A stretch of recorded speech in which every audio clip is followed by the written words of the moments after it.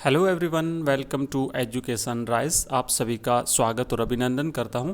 और ये अपने हिंदी अनिवार्य की पहली क्लास है और इस पहली क्लास में हम सबसे पहले मॉडल पेपर का सॉल्यूशन करके हम इस क्लास को शुरू करते हैं। और इसके साथ साथ आपको आगे आने वाले वीडियोस में बहुत ही ज़्यादा वीडियोस मिलेंगे। आप हर चैप्टर की हिंदी कंपलसरी की हम तैयारी करेंगे और कल के पूरे दिन आप तैयार रहिए, आपके हर चैप्टर को लेकर के मैं आपको समझाने वाला हूँ। तो आइए सबसे पहले करते हैं हिंदी अनिवार्य का सॉल्यूशन और उसके बाद में हम नेक्स्ट वीडियो पे जाएंगे। तो यहाँ पर देखिए, सबसे पहले एक अपठित गद्यांश दिया हुआ है। इस अपठित गद्यांश को पढ़ करके और फिर हमें जो है नीचे दिए हुए प्रश्नों का उत्तर देना है। मैं ये कहूँगा आपको कि गद्यांश को पढ़ने से पहले एक बार हम हल्का सा प्रश्न पढ़ लेते हैं ताकि हमें पता रहेगा कि प्रश्न कहाँ से पूछा गया है। तो देखिए, पहला लिखा हुआ है कि जीवन का दूसरा नाम संग्राम है क्योंकि। क्यों है जीवन का दूसरा नाम संग्राम? ऑप्शन हम आगे बाद में पढ़ लेंगे। दूसरा प्रश्न है, मनुष्य अशांत और तनावग्रस्त रहता है, क्यों रहता है? ये भी हम आंसर बाद में देखेंगे। इसका प्रश्न पढ़ लेते हैं। अंत में जीत किसकी होती है? अगला प्रश्न है, साकार शब्द का विपरीतार्थक शब्द क्या है और उपर्युक्त गद्यांश का उचित शीर्षक क्या है? और अगला प्रश्न है, हमारे पूर्वजों ने अपना विश्वास प्रकट किया था, किस पर किया था? ये सारे प्रश्न हम इसी गद्यांश में देखने वाले हैं। तो देखिए, लिखा हुआ है कि जीवन का दूसरा नाम संग्राम है। एक प्रश्न आया था कि जीवन का, पहला ही प्रश्न है, जीवन का दूसरा नाम संग्राम है क्योंकि। क्यों है जीवन का दूसरा नाम संग्राम? आगे पढ़ते हैं। यह संग्राम जन्म से आरंभ होकर जीवन पर्यंत जारी रहता है। तो शुरू होकर के हमारे जीवन भर हमारे साथ चलता है। इस संग्राम का केंद्र मानव मन, अच्छी और बुरी प्रवृत्ति, दो पक्ष तथा सारा वातावरण ही इसके कारण है। जैसे जैसे मानव साकार रूप देने का प्रयास आरंभ करता है, देखिए साकार, एक और प्रश्न आया था, इसका उत्तर हम आगे देखेंगे। इस प्रयत्न में वह निम्नतम स्तर पर पहुंच जाता है। स्वार्थ सिद्धि ही उसका एकमात्र उद्देश्य बन जाता है। उसके जीवन का केंद्र स्वार्थ और तृप्ति में ही निहित हो जाता है। ऐसा व्यक्ति कभी नैतिक मूल्यों पर विचार की कल्पना भी नहीं कर सकता। यही कारण है कि वह हर समय अशांत और तनावग्रस्त रहता है। एक प्रश्न यहाँ से भी बना था। दूसरा प्रश्न देखिए, मनुष्य अशांत और तनावग्रस्त क्यों रहता है? तो यही कारण है कि वह जो है हर समय अशांत और तनावग्रस्त रहता है। कारण क्या है, इसको हम बाद में देखते हैं। इच्छा त्याग से ही शांति का अनुभव होता है। नेक्स्ट देखते हैं। आसुरी शक्ति के समक्ष हमारे पूर्वजों ने घुटने टेकने के स्थान पर उसका दृढ़ता से सामना करना पसंद किया। इसके लिए उन्होंने विभीषण के सामने अपने बंधु रावण के अन्याय को स्वीकार करने के स्थान पर उसका दृढ़ता से विरोध करने का प्रस्ताव किया। सत्यमेव जयते में विश्वास प्रकट करते हुए असत्य और अन्याय का विरोध किया। अन्याय करना और सहना कायरता की निशानी है, अतः अन्याय सहने वाला भी अन्याय का समर्थक माना जाता है। आज धर्म और नैतिकता लुप्त हो रही हैं। भौतिकता के प्रति प्रेमाधिक्य के कारण जीवन में संवेदना का अभाव हो गया है। तो ये हमने पढ़ा है अपठित गद्यांश। और अब देखिए, करते हैं एक एक प्रश्न। पहला प्रश्न है, जीवन का दूसरा नाम संग्राम है क्योंकि। क्योंकि ऑप्शन एक है, मनुष्य को जीवन भर युद्ध करने पड़ते हैं, नहीं करने पड़ते।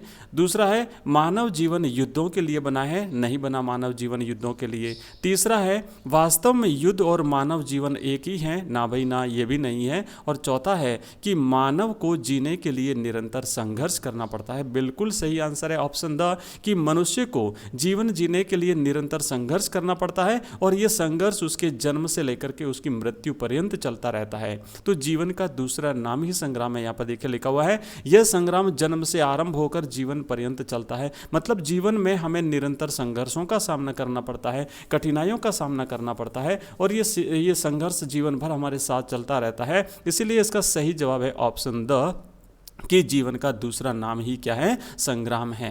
दूसरा प्रश्न है, मनुष्य अशांत और तनावग्रस्त रहता है। ऑप्शन एक है, क्योंकि वह अपने स्वार्थ सिद्ध करना चाहता है। ऑप्शन ब है, वह परोपकार करना चाहता है। ऑप्शन स है, स्वार्थ पूर्ति और तृप्ति न होने के कारण। और ऑप्शन द है, वह बुरे कार्य करना चाहता है। तो देखिए, यहाँ पर सीधा सीधा लिखा हुआ है कि स्वार्थ सिद्धि ही उसका एकमात्र उद्देश्य बन जाता है। तो वो अपना स्वार्थ सिद्ध करना चाहता है। उसके जीवन का उद्देश्य ही है अपने स्वार्थ की सिद्धि करना, और यही कारण है कि वह हर समय अशांत और तनावग्रस्त रहता है। तो इसका सही आंसर रहेगा ऑप्शन अ, वह अपने स्वार्थ सिद्ध करना चाहता है। वह अपने स्वार्थ सिद्ध करना चाहता है, इसीलिए यही कारण है कि मनुष्य अशांत और तनावग्रस्त रहता है। ऑप्शन अ जो है वो इसका सही जवाब रहेगा। आगे बढ़ते हैं, और अगर आपको कोई डाउट हो तो इस वीडियो के डिस्क्रिप्शन बॉक्स में आप कमेंट कर दीजिए, इस वीडियो के कमेंट बॉक्स में आप कमेंट कर दीजिए, मैं आपके सवालों का जवाब दूंगा। नेक्स्ट लिखा हुआ है कि अंत में जीत किसकी होती है। आगे बढ़ने से पहले मैं बता दूं कि आज शाम और कल शाम को रोजाना की तरह 8 बजे अपनी लाइव क्लास रहेगी, जिसमें हम विभिन्न चैप्टरों से एमसीक्यूज करेंगे। एमसीक्यूज करने का मतलब ये है कि जो रिक्त स्थान वाले प्रश्न हैं और साथ ही साथ जो अति लघुतरात्मक प्रश्न अपने एग्जाम में आएंगे, वो दोनों ही आपके कवर हो जाएंगे। तो शाम को 8 बजे तैयार रहिए लाइव क्लास के लिए। चलिए एक बार फिर से मैं पढ़ लेता हूं। तीसरा प्रश्न लिखा है कि अंत में जीत किसकी होती है। ऑप्शन एक है बल और ताकत की, ऑप्शन बी है भौतिकता की, ऑप्शन स है सत्य और न्याय की, और ऑप्शन द है असत्य और अन्याय की। तो अंत में जीत जो है वो सत्य और न्याय की होती है। ऑप्शन स इसका राइट जवाब है। नेक्स्ट प्रश्न है साकार शब्द का विपरीतार्थक शब्द क्या है। साकार का मतलब होता है आकार सहित, तो इसका विपरीतार्थक क्या है। ऑप्शन अ है आकार, ऑप्शन ब है निराकार, ऑप्शन स है सहकार, और ऑप्शन द है साकारिता। तो साकार शब्द का विपरीतार्थक शब्द, इसका विलोम शब्द है निराकार। निराकार का मतलब होता है बिना किसी आकार के। नेक्स्ट प्रश्न 5, उपर्युक्त गद्यांश का उचित शीर्षक है क्या है, बताना है आपको। देखिए मैं आपको एक बात बता दूं कि एक प्रश्न आएगा आपके गद्यांश के शीर्षक से पूछा जाएगा। तो शीर्षक जो होता है वो हमेशा ध्यान रखिएगा गद्यांश की पहली पंक्ति में मिलेगा। तो देखिए यहाँ पर पहली पंक्ति कौन सी है, लगभग है ना 95% तो पहली पंक्ति में मिल जाता है, और अगर पहली पंक्ति में नहीं मिला तो फिर आपको दूसरी तीसरी पंक्ति में मिलेगा। लिखा है जीवन का दूसरा नाम संग्राम है। ठीक है, बस ये पहली पंक्ति हो गई। तो हमारा यहाँ पर क्या है कि उपर्युक्त गद्यांश का उचित शीर्षक क्या है। ऑप्शन आ है सत्यमेव जयते, नहीं भाई। ऑप्शन ब है मानव जीवन, ये भी नहीं है। ऑप्शन स है जीवन संग्राम, हाँ। और ऑप्शन द है मानव संवेदना, नहीं। तो जीवन संग्राम जो है इस गद्यांश का उचित शीर्षक है। लिखा हो ना, जीवन का दूसरा नाम ही संग्राम है, मतलब जीवन संग्राम। जीवन का दूसरा नाम ही संग्राम है, मतलब जीवन संग्राम इस गद्यांश का उचित शीर्षक है। याद रखिएगा, आपको गद्यांश का शीर्षक पहली पंक्ति में मिल जाएगा, लगभग पहली पंक्ति में आपको मिल जाएगा। आगे बढ़ते हैं और नेक्स्ट प्रश्न देखते हैं। हमारे पूर्वजों ने अपना विश्वास प्रकट किया था, किस पर किया था। ईश्वर पर। ऑप्शन ब है सत्यमेव जयते पर, ऑप्शन स है अपने बल पर, या फिर इनमें से किसी पर नहीं। तो हमारे पूर्वजों ने सत्यमेव जयते पर अपना विश्वास प्रकट किया था। राइट जवाब है ऑप्शन ब। यहाँ पर देखिए लिखा हुआ है स्पष्ट रूप से कि सत्यमेव जयते में विश्वास प्रकट करते हुए, तो इसका मतलब सत्यमेव जयते में हमारे पूर्वजों ने अपना विश्वास प्रकट किया था। यह हमने किया है गद्यांश, अपठित गद्यांश, और इसके 6 प्रश्न। और आइए अब हम करते हैं निम्नलिखित अपठित पद्यांश, और उसको पढ़ करके ध्यानपूर्वक उसे पढ़ करके नीचे दिए हुए प्रश्नों के आंसर हम देते हैं।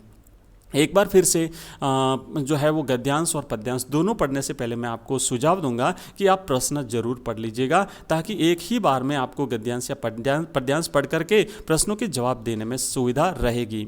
ज़्यादा आपका टाइम खराब नहीं होगा और ज़्यादा आप उलझन में नहीं पड़ोगे। पहला प्रश्न है, सामने कोहरा घना है, रेखांकित शब्द से तात्पर्य क्या है। दूसरा प्रश्न है, काव्यांश में छिपे संदेश को स्पष्ट कीजिए। तीसरा प्रश्न है, दीपक और अमावस का यहाँ प्रतीक है, किसका प्रतीक है। चौथा प्रश्न है, हर रात अमावस बनाए बैठे हैं, रेखांकित शब्द तद्भव शब्द है, उसका तत्सम रूप क्या है, अमावस का तत्सम रूप क्या है। पांचवा प्रश्न है, उपर्युक्त काव्यांश का उचित शीर्षक बताइए। और नेक्स्ट प्रश्न है, पूर्णिमा का विपरीतार्थक शब्द क्या है। हम पूरा सॉल्यूशन करेंगे, दूसरे का भी करेंगे, तीसरा भी जो है वो करेंगे, पूरा का पूरा खंड सॉल्यूशन करेंगे हम। लगातार साथ में बने रहिए। आइए करते हैं शुरू और देखते हैं पहली लाइन है कि सामने कोहरा घना है।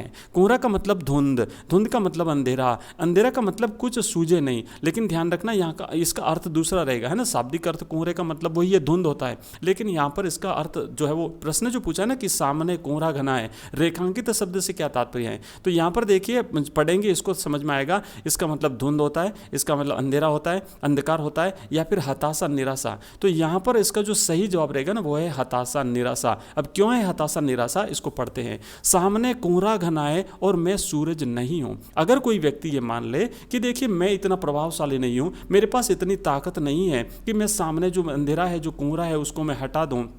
अगर कोई व्यक्ति निराशा अपने मन में धारण कर ले, अगर कोई व्यक्ति हताश हो जाए, तो क्या क्या इसी एहसास में जीऊँ? कोई व्यक्ति कहता है, जो वास्तव में जिसके मन में एक आशा है, वो व्यक्ति कहता है कि क्या मैं ये मान लूँ कि सामने बहुत बड़ा कोहरा है, सामने बहुत बड़ा अंधकार है और मैं सूरज नहीं हूँ, मैं इतने घने अंधकार को कैसे भगाऊंगा? अगर वो हताश हो जाए इस चीज़ को देख करके, अगर वो निराश हो जाए इस चीज़ को देख करके, तो कहता है कि क्या मैं इसी एहसास में जीऊँ, या जैसा भी हूँ नन्हा सा एक दिया तो हूँ? या फिर अगर वो ये मान ले कि नहीं, मैं इसी एहसास में नहीं जीऊंगा, जो भी मेरे पास ताकत है उस ताकत के साथ मैं जीऊंगा, मैं इस मेरे जीवन को बहुत अच्छे से जीऊंगा, तो क्या कहता है कि जैसा भी हूँ नन्हा सा एक दिया तो हूँ। इसका मतलब उसमें एक आशा है जीवन जीने की, एक जिजीविसा है, जीवन जीने की इच्छा को जिजीविसा कहते हैं। तो इसीलिए यहाँ पर इसका सही जवाब रहेगा हताशा निराशा। तो व्यक्ति हताश निराश अगर नहीं होता है तो एक आशा उसके मन में है, तो वो जरूर आगे बढ़ेगा। आगे क्या कहा गया है, क्यों न उसी की उजास में जीऊं, मतलब उसके हृदय में एक छोटा सा जो दीपक है ना,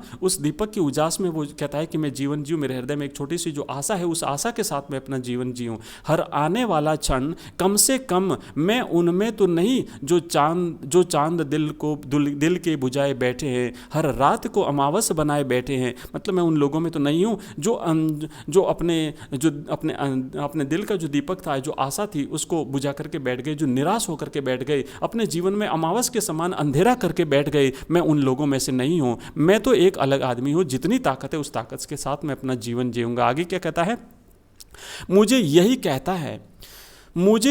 कहता है अरे भाई तुम सूरज तो नहीं हो, और मैं कहता हूँ न सही सूरज एक नन्हा दिया तो हूँ। हाँ, भले ही मैं सूरज नहीं हूँ, लेकिन एक छोटा सा दीपक हूँ। मेरे पास उस दीपक का प्रकाश है, मेरे पास एक छोटी सी आशा है। जितनी भी है लो मुझ में, जितना भी है प्रकाश मुझ में, जितनी भी है ताकत मुझ में, उसे लेकर जिया तो हूँ।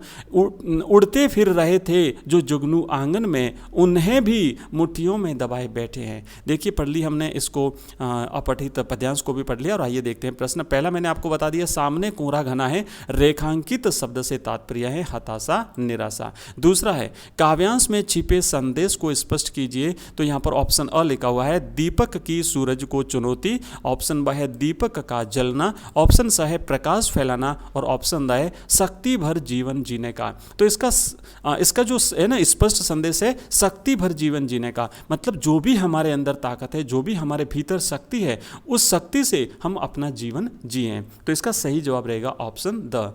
नेक्स्ट लिखा हुआ है, अगला तीसरा प्रश्न है, दीपक और अमावस यहाँ प्रतीक हैं। यहाँ पर दीपक जो है वो किसका प्रतीक है, अमावस है, ये किसका प्रतीक है? तो ऑप्शन अ है दिए और अमावस्या के, नहीं। ऑप्शन ब है अंधेरे और प्रकाश के, अंधेरा नहीं, दीपक अंधेरे का नहीं है प्रतीक। वस्तु और तिथि के, नहीं। और ऑप्शन है द, आशा और गहन निराशा के। तो बिल्कुल सही बात है, दीपक जो है ये आशा का प्रतीक है और अमावस यानी अंधेरा गहन निराशा का प्रतीक है। नेक्स्ट आगे बढ़ेंगे। चौथा प्रश्न है, हर रात अमावस बनाए बैठे हैं, रेखांकित शब्द तद्भव शब्द है। अब यहाँ रेखांकित तो नहीं है, लेकिन अमावस शब्द की बात हो रही है। अमावस जो है ये एक तद्भव शब्द है। तद्भव का मतलब होता है मूल संस्कृत के जो तत्सम शब्द होते हैं उसको अपनी सुविधा अनुसार बोलने के लिए जो बदलाव आ जाता है उसे तद्भव कहते हैं। तो इसका तत्सम रूप क्या होगा, यानी शुद्ध शब्द क्या होगा? तो ऑप्शन एक है मावस, नहीं। ऑप्शन बी है अमावस्या, हाँ। ऑप्शन सी है पूर्णिमा, नहीं। और ऑप्शन द है गहन अंधेरी रात। तो इसका सही जवाब रहेगा ऑप्शन ब, अमावस्या तत्सम शब्द है। नेक्स्ट प्रश्न है, उपर्युक्त काव्यांश का उचित शीर्षक निम्न में से चुनिए। ऑप्शन आ है घना कोहरा। ऑप्शन ब है सर्वशक्ति संपन्नता। ऑप्शन द है निराशा। और ऑप्शन द है दीपक की जिजीविसा। तो यहाँ पर सही जवाब रहेगा ऑप्शन द, दीपक की जिजीविसा। जिजीविसा का मतलब होता है जीवन जीने की इच्छा। तो दीपक की जीवन जीने की इच्छा मतलब एक शक्ति देने वाली, एक प्रेरणा देने वाली, एक मनोबल बढ़ाने वाली चीज। और नेक्स्ट है छठा प्रश्न, पूर्णिमा का विपरीतार्थक शब्द क्या है? तो पूर्णिमा का विपरीतार्थक शब्द होगा अमावस। ठीक है, अमावस, अमावस्या या फिर अमावस। तो ये हमने किया है ऑब्जेक्टिव क्वेश्चंस हमने कर लिए, 2 अपठित गद्यांश और पद्यांश पढ़े और उसके 12 प्रश्न किए। और अब हम यहाँ पर करेंगे निम्नलिखित रिक्त स्थानों की पूर्ति कीजिए। वीडियो थोड़ा सा बड़ा रहेगा, लंबा रहेगा, लेकिन आप लोग इसे देख लीजिएगा, एग्जाम में आपको हेल्प मिलेगी। जैसा कि हमने ज्योग्राफी में किया, उसके बाद में हमने इंग्लिश कंपलसरी में किया, आपको जरूर हेल्प हेल्प मिली, बहुत ही अच्छे पेपर्स हुए और बहुत सारे प्रश्न, बहुत सारे क्या लगभग 80% क्वेश्चंस अपने ही वीडियो में से आ रहे हैं। तो इस सॉल्यूशन को भी देख लीजिए, आपको जरूर हेल्प मिलेगी। आइए पढ़ते हैं। पहला लिखा हुआ है, भाषा के उस रूप को रिक्त स्थान कहा जाता है जो एक सीमित क्षेत्र में बोली जाती है। तो भाषा जो है एक विस्तृत क्षेत्र में बोली जाती है और उसका एक छोटा रूप जो एक सीमित क्षेत्र में बोला जाता है उसे बोली कहते हैं। भाषा के उस रूप को बोली कहा जाता है जो एक सीमित क्षेत्र में बोली जाती है। नेक्स्ट लिखा हुआ है रिक्त स्थान, चिन्हों के माध्यम से लिखित रूप दिए जाने पर ध्वनि संकेत लिखित भाषा के अंतर्गत आते हैं। तो जो ध्वनि होती है ना, ध्वनि जिसे हम बोलते हैं, मतलब जो उच्चारित ध्वनि है, यहाँ पर आएगा उच्चरित ध्वनि या फिर उच्चारित ध्वनि। उच्चारित मतलब जो जिसका हम उच्चारण करते हैं।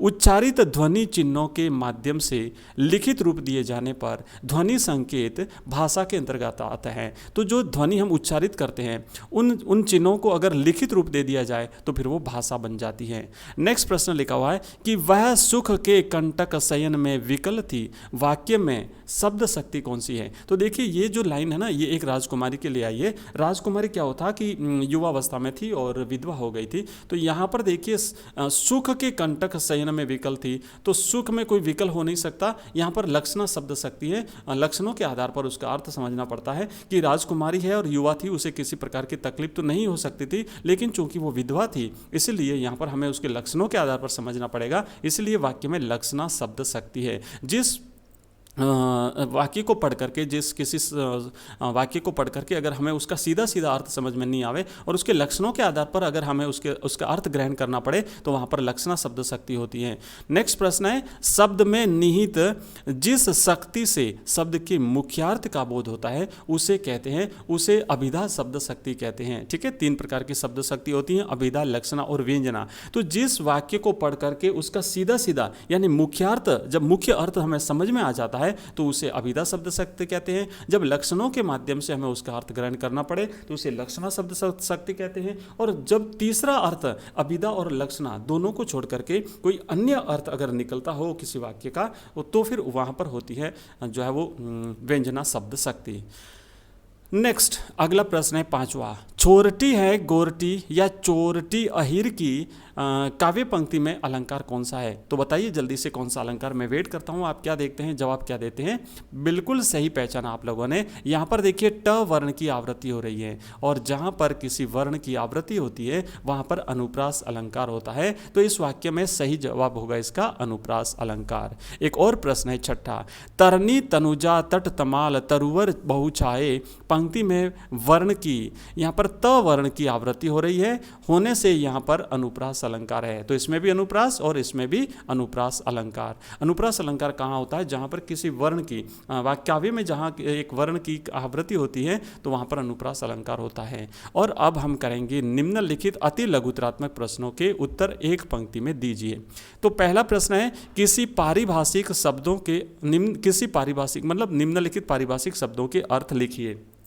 पहला है जॉनल।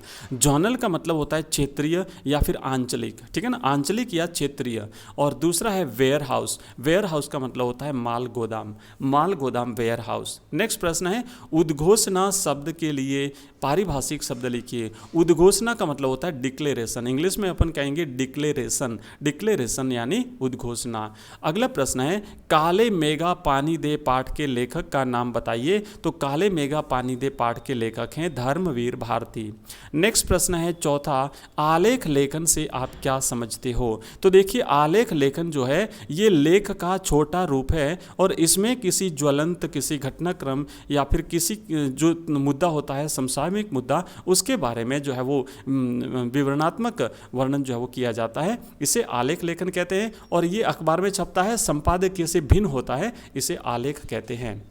नेक्स्ट प्रश्न है, बसंत पाटिल से दोस्ती होने के बाद लेखक आनंद यादव के व्यवहार में कौन से परिवर्तन हुए। तो बसंत पाटिल से दोस्ती हुई, उसके बाद लेखक आनंद यादव भी गणित में होशियार हो गया, क्योंकि बसंत पाटिल गणित में होशियार था। तो आनंद यादव भी गणित में होशियार हो गया और साथ ही साथ अब दोनों मिलकर के क्लास के विद्यार्थियों की कॉपी चेक करने लगे, उनके सवाल हल करने लगे। नेक्स्ट प्रश्न है छठा, यशोधर बाबू किस प्रकार के जीवन के पक्षधर थे? तो यशोधर बाबू सादगीपूर्ण जीवन के पक्षधर थे, बिल्कुल सादा जीवन वो जीना चाहते थे। और नेक्स्ट सातवां प्रश्न है, जूझ का नायक पढ़ाई क्यों करना चाहता था? जूझ का नायक आनंद यादव जो है वो पढ़ाई इसलिए करना चाहता था क्योंकि पढ़ लिख करके वो 4 पैसे कमा लेगा और साथ ही साथ गांव का जो एक किसान था बिठोबा उसके समान कोई काम धंधा कर लेगा, इसीलिए वो पढ़ाई करना चाहता था क्योंकि खेती बाड़ी से उसका जीवन चलना मुश्किल था।